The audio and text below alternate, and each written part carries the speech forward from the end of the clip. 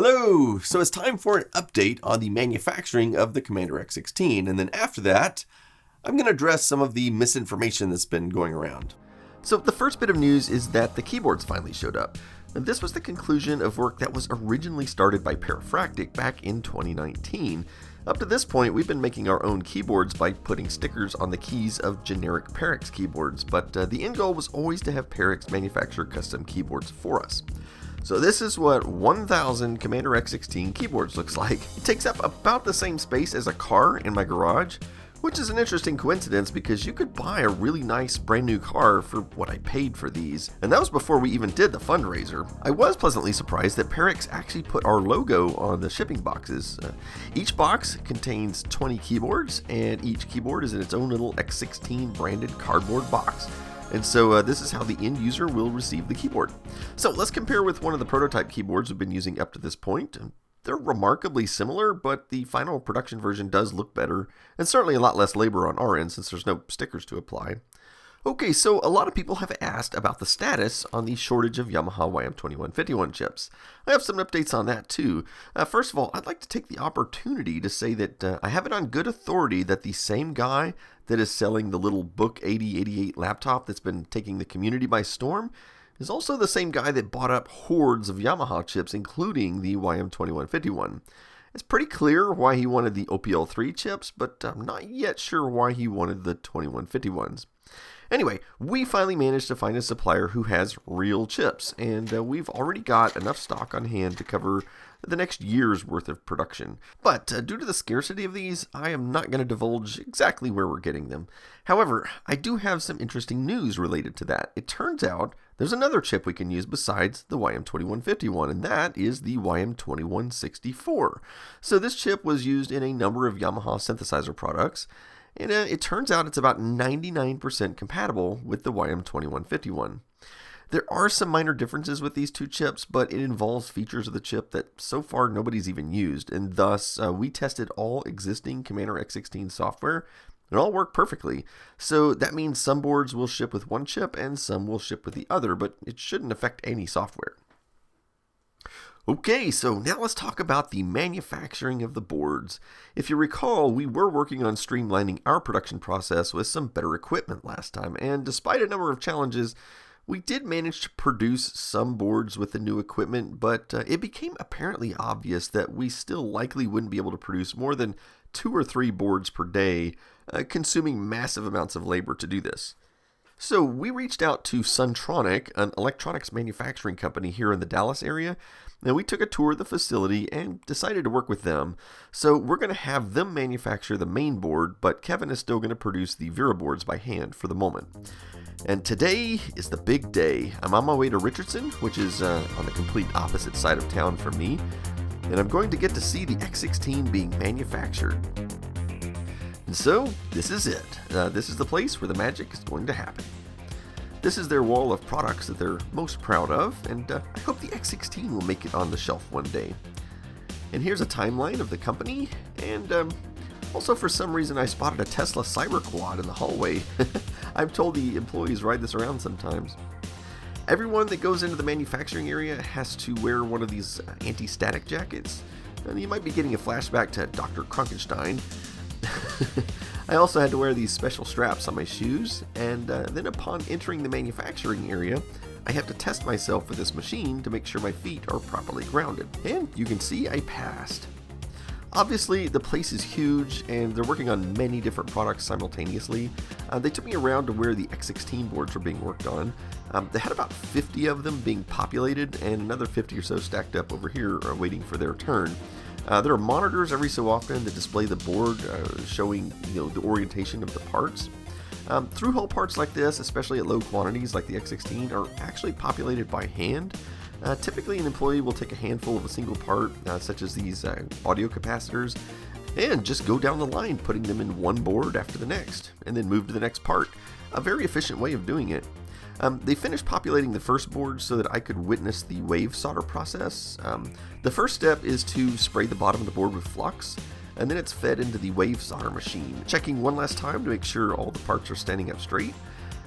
This machine has basically a fountain of flowing hot solder, And here comes the board after going through the preheat stage. The board does not noticeably warp since only a portion of it's being heated at a time and it's being held with these clamps on the side. Once the board is finished soldering, it's removed from the machine and placed inside this special grating. Then it is run through, for lack of a better term, a giant washing machine the size of a 1970s Buick. Once it emerges from that, it goes into a dryer. And here I am, taking the first board off the production line. For me, this is almost like seeing a child being born. I'm definitely quite happy with the appearance. Of course, this isn't the end yet. Now the board is taken over to have some final work done. In this case, an employee removes any masks, which are basically stickers put on there to prevent certain areas from being soldered to, such as the screw holes. And then she proceeds to cut any leads that are too long.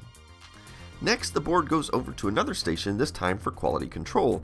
This employee looks to make sure all of the parts are placed correctly, and then looks on the back for any solder bridges or any joints that didn't get soldered correctly. And she actually spots not one, but two solder bridges, as you can see here. So she flags them with little arrow stickers pointing to the problem. And then the board moves over to another station, and here another employee removes these solder bridges. Of course, it doesn't end here. Even after Suntronic delivers the boards to us, there's still a lot more work to be done. Unfortunately, we have to swap out a capacitor to a different value. This was our fault, not Suntronic's, by the way.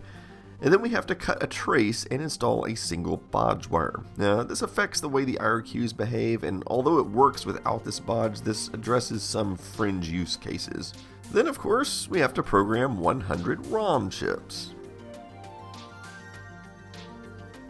And since the Vera is an FPGA, these all have to be programmed manually the first time, as well as our microcontroller that handles the keyboard and power management. And then it's time to start populating the chips. Kevin uses a special tool to bend the leads to the right angle to go into the sockets. Then it's time to put all the chips in place. And next comes the Vera.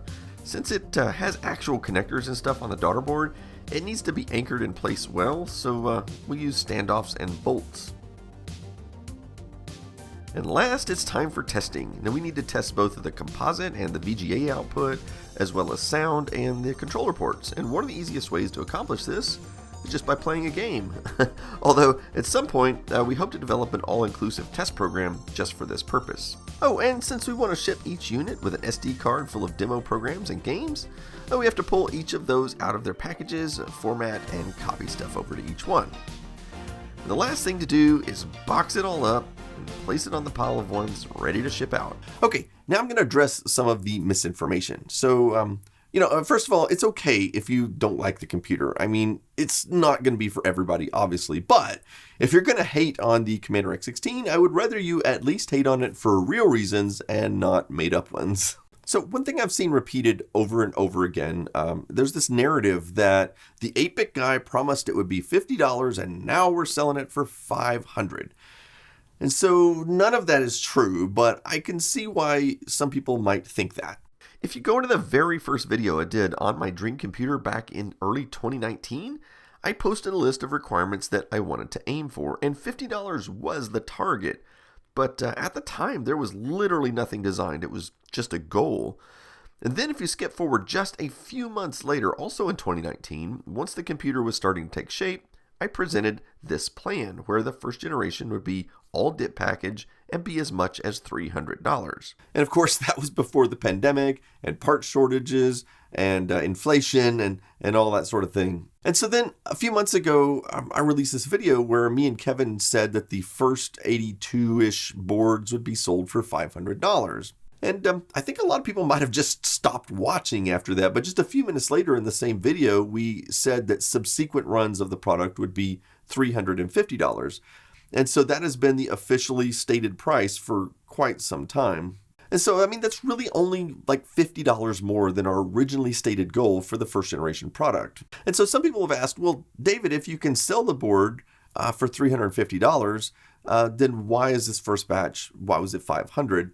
And maybe a lot of people didn't understand that, but the reason was because we gave away about 30 boards to various developers that were helping develop software for the platform. And so the first set of buyers that paid $500, they were not only paying for their board, but for one of the free ones that we gave out. So that's really the reason we charged so much for the first batch.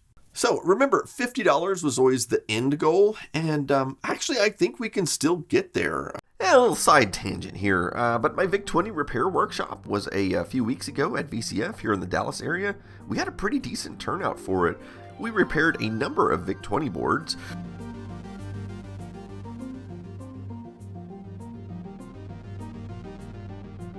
Jerry Ellsworth was one of those that attended, and after she finished repairing a VIC-20 board she picked up out of the pile, we got to talking about the Commander X16, and one of the questions I posed to her, knowing her previous experience in the field, is whether or not she thought we could condense this down to a product that could sell for under $100.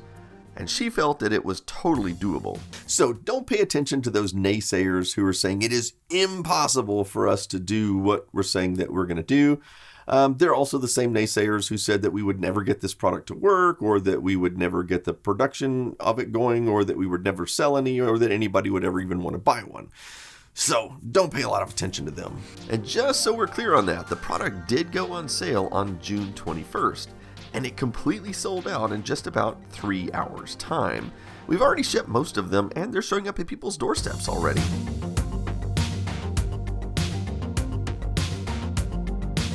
Another person to come by and check out the X16 was Amir Hussain. He's the CEO of Spark Cognition and a longtime friend and supporter of the channel. And we were discussing the X16, and he spontaneously offered to help fund the next production run. So Kevin and I took a machine over to his house and better explained what it can do and what our long-term plans are for it. And so he's also going to help us with funding the development of our second generation system.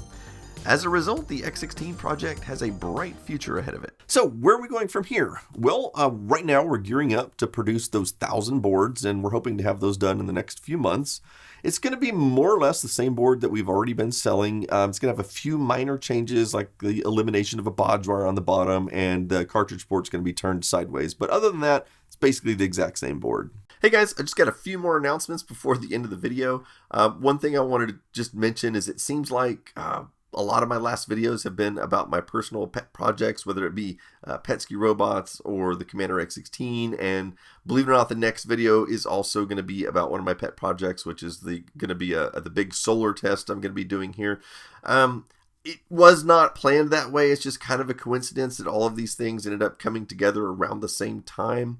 So the rest of the year after that should be back to ordinary videos. I've got a lot of history videos and stuff I'm planning to do. So, so stick around for those. I did want to mention, though, I didn't produce any videos last month, in the month of June. And the reason is because in May, I released that Petsky Robots video.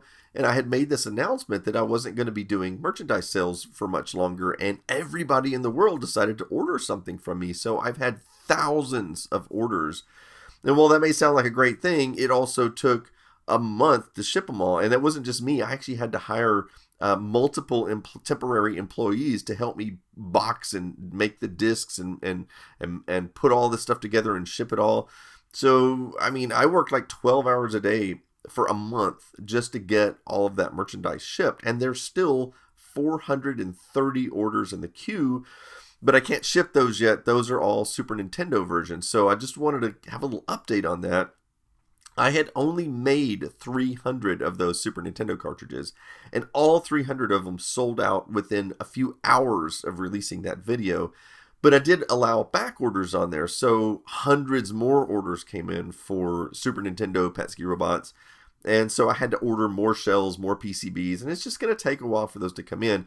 And I know people keep emailing me saying, "Hey, David, I made this order. Where's my, my product?" So I just wanted to make an announcement that I haven't forgotten about you. If you ordered a Super Nintendo thing and it was back ordered, it's just going to be a few more weeks, maybe even a few more months, because I think I'm going to have to do a third run of the cartridges. So anyway, but that wraps it up. So as always, thanks for watching.